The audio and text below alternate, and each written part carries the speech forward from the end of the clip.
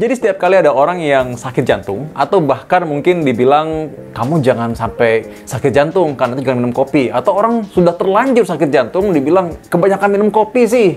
Ini loh, dikasih tau minum kopi kebanyakan. Minum kopi kebanyakan, oke, mungkin buruk. Tapi minum kopi secukupnya, nah itu ada manfaatnya. Berapa banyak kita minum kopi? Apa manfaatnya buat jantung? Dan kenapa bisa demikian? Ini yang saya mau bahas. Jadi gini, banyak orang yang mungkin nggak tahu atau mungkin terlalu mengkambing hitamkan kopi. Jadi kopi ini dibilang sebagai penyebab penyakit. Padahal nggak demikian. Justru buktinya kopi ini bisa menjadi komponen yang bermanfaat. Bagian dari diet sehat untuk jantung. Apa buktinya? Baru-baru ini dirilis sebuah penelitian yang meneliti sekitar 300 ribuan orang. 300 ribuan orang, banyak banget. Ya, jadi 300 ribuan orang ini diamati sampai 10 tahunan. 10 tahun loh, ya bayangkan. Jadi yang dilihat apa? Dilihat apakah mereka ada lebih berat penyakit jantungnya setelah itu. Dilihat bagaimana mereka setelahnya punya serangan jantung apa enggak, gagal jantung apa enggak. Nah ternyata enggak. Jadi orang-orang ini dilihat minum kopi seberapa banyak. Ada yang minum 1, 2, 3, 4, 5, 6 cangkir sehari. Jadi mereka dikelompokkan. Dilihat masing-masing semua gimana perjalanannya selama 10 tahun ke depan. Nah ternyata orang-orang yang minum sekitar 2-3 cangkir sehari itu yang paling bagus. Karena bisa menurunkan kejadian penyakit jantung sampai 10-15%. Nah, jadi terbukti justru ini bisa mendapatkan manfaat dari minum kopi. Buat jantung, iya. Dan termasuk orang-orang yang sudah punya penyakit jantung, itu ternyata boleh minum kopi. Karena ternyata dari penelitian ini didapatkan bahwa kopi ini ternyata tidak membuat penyakit jantungnya semakin berat. Bahkan orang-orang yang dulu mikir, oh kalau minum kopi, kalau suka misalkan ada aritmia atau gangguan irama jantung, itu nggak boleh. Saya pernah bahas tuh mengenai aritmia, debar-debar, ada di video saya, Anda boleh lihat di DRV Channel. Makanya kalau Anda belum cek DRV Channel, Anda coba subscribe dulu sekarang ya, supaya Anda bisa selalu up to date dengan DRV Channel, banyak tips-tips dan info-info kesehatan. Nah, ini selanjutnya lagi nih ya. Jadi, ternyata orang-orang yang punya aritmia atau gangguan irama jantung, setelah diberikan kopi, nggak selalu tuh jadi kambuh.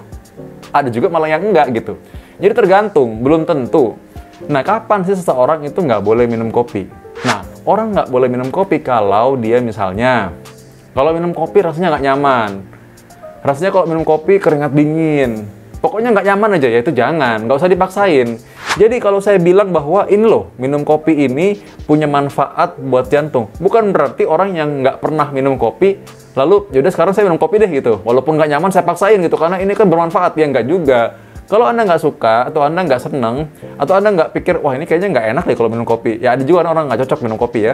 Ya udah, nggak apa-apa, nggak usah dipaksain gitu maksudnya. Nah kalau bagi orang-orang yang memang pecinta kopi, lalu tiba-tiba disuruh jangan minum kopi, ya kasihan dong. Apalagi sekarang terbukti ternyata bahwa minum kopi tidak membuat jantung semakin buruk. Malah, minum kopi 2-3 cangkir sehari bermanfaat untuk jantung. Senang ya?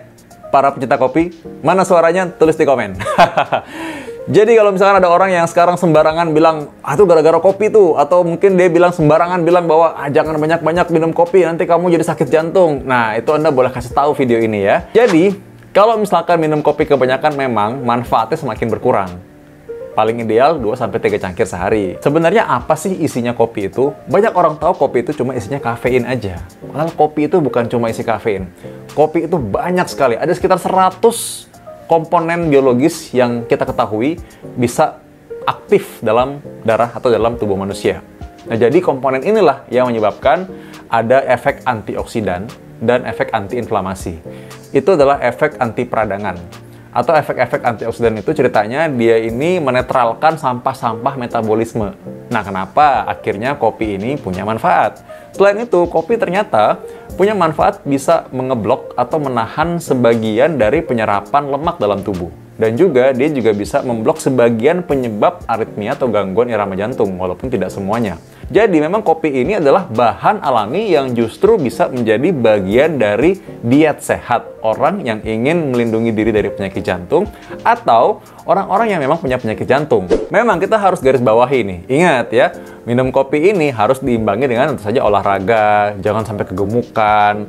Nggak boleh misalkan jadi hipertensi terus udahlah biarin aja kalau darah tinggi ya. Tetap harus diobati darah tingginya atau ditangani darah tingginya. kolesterol juga tetap harus dikontrol. Jadi, kopi ini bermanfaat dengan catatan. Nah, syarat dan ketentuan berlaku. Kopi ini bermanfaat apabila tentu seseorang itu terkontrol gulanya, diabetesnya terkontrol, orang nggak darah tinggi atau terkendali tensinya, tekanan darahnya, orang kolesterolnya dalam batas optimal, orang rajin olahraga. Nah, itu baru bermanfaat.